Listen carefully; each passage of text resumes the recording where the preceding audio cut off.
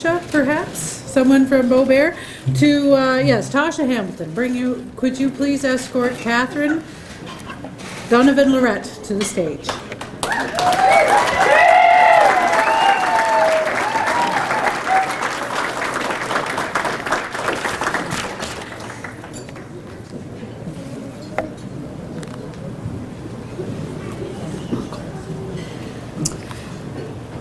Catherine Lirette has been a dedicated advocate for the sport of gymnastics for more than 40 years as a competitor, coach, official, judge, and administrator. As a competitor, she was a member of several NB teams competing at Atlantic Championships, and in 1985 was an alternate at the Canada Winter Games. When injury curtailed her competitive career, she turned to coaching. A Level 3 NCCP competitive coach, she led several clubs at various Atlantic centres, including the Chatham Pirouettes and the Miramichi Gymnastics Club. She currently sits on the NB Gymnastic Association WAG Technical Committee. She began her outstanding judging career in 1989 at the provincial level. In 1994, she wrote the national judging exam and proceeded to judge at many regional and national events, including Atlantic, Eastern Canadian, and Canadian Championships and 4 Canada Winter Games.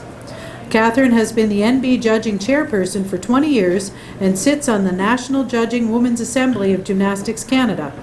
In 2009, she was selected as one of 5 national judges to enter the Brevet Judging System, the internationally recognized standard for world-level judges. She remains the only World Artistic Gymnastics Brevet Judge ever in New Brunswick. Her Profile 2 status places her in the top 6 judges in Canada, allowing her to be assigned to top competitions worldwide. Catherine is the epitome of dedication, knowledge, and hard work that is needed to excel in any sporting endeavor, making her a very worthy addition to our wall.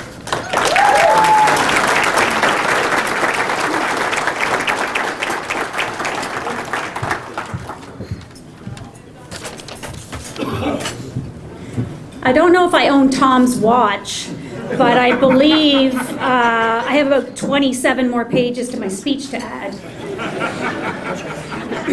I'll keep mine to 4 minutes. Thanks. I'd like to thank the Miramichi Sports Wall of Fame Committee, who selected me as a recipient this year. I'm grateful to be able to share this night with my supporters, my friends, my longtime friends, who have been my cheerleaders since we were 12 years old, and especially my family. Not many people have the support of a husband and a mother who, when you receive a phone call that says, can you be in the Middle East next week to judge a competition, that you can say yes without hesitation. They, along with my 2 boys, have supported all my crazy adventures. And although it may have made them shake their heads as to why I'd want to go to Turkey during a pandemic, they just said, well, have a great time. We'll see you when you get back. They were probably thinking, if you get back. I think that I got my interest in sports from my father, Tom Donovan. Many of you know him from his efforts in building the Renews Rec Centre and the arena that bears his name. His spirit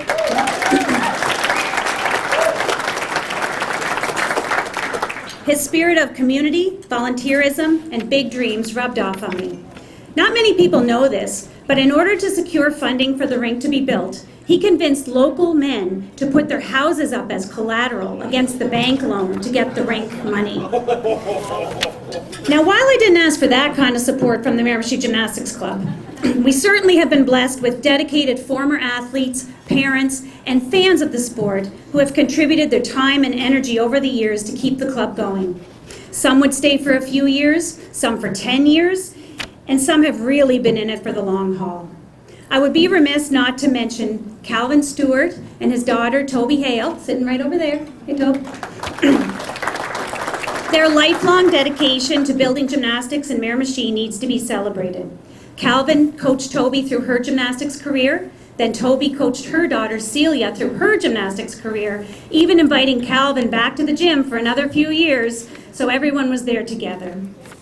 The family that gymnastics creates is an interesting one.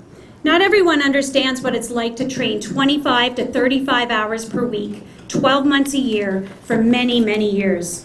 Gymnasts train 95% of the time and only compete about 5% of the time.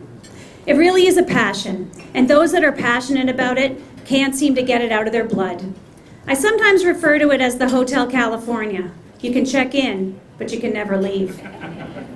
But there's something hypnotic about the feeling of flying, and then seeing others as they innovate and push the limits of the human body to impossible heights. In 1992, I went to the Olympic Games in Barcelona as a member of the Canadian team on the International Olympic Youth Camp delegation. I spent almost a month at the Games, and this experience really opened my eyes to what was possible in sport and the different paths that could lead you there. My international judging career developed from this desire to be at the pinnacle of sports excellence. If I didn't have the physical gifts, honestly, I wasn't that very good of an athlete, but I could try a different path. It's taken many years, a lot of studying, exams, assessments, and jockeying for position to establish myself where I sit now with the national team. Being the only brevet judge in Canada, in New Brunswick, has meant figuring out a lot of the path on my own. The fear of a bad exam or assessment result could mean the end of my career. So that fear is always hanging over my head. On the other hand, the thrill of judging Senior Pan American Championships this past summer in Brazil, World Junior Championships in Hungary, and World Cups in Qatar, Japan, England, Italy, Hungary, France, Turkey, and most recently in Paris at the site of the 2024 Olympic Games have made it all worthwhile. Being the only female nominated here this year, I feel a sense of responsibility to represent the women of this community involved in building sport for youth and achieving as athletes in their own right.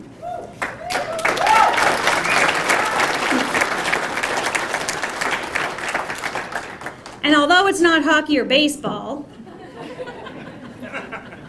I think that gymnastics and other more female-dominated sports need to be recognized in a forum such as this Wall of Fame event. Plus, those gentlemen over there wouldn't do justice to this dress.